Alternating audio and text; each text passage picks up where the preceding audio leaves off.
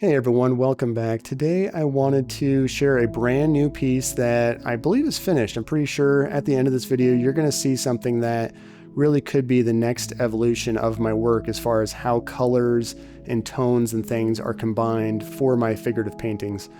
When I started this painting, my goal was to find a new way to use color. I had these kind of reoccurring images in my head, usually when I'm about to fall asleep or wake up. I've been having these thoughts on how I could apply color in a different way, and this painting really does show the proof of concept as far as what I want to do from here on out with a lot of my work.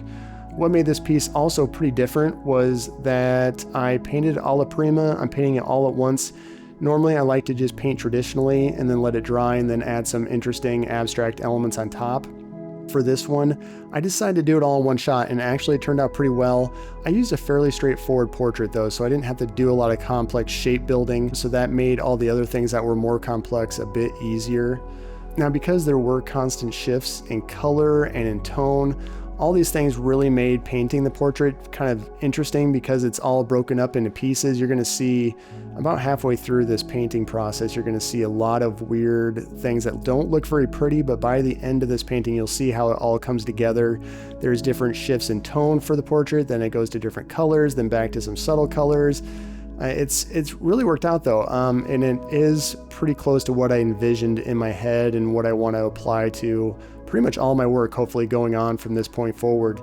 So all in all, I really did enjoy this one. It took about 4 hours to complete. If you do want to check out the full process, you can go over to my Patreon account. I'll have the full video uploaded there here in a few days, I think.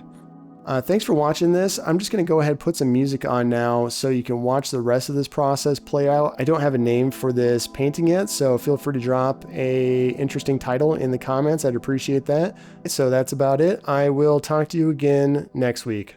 All right, bye.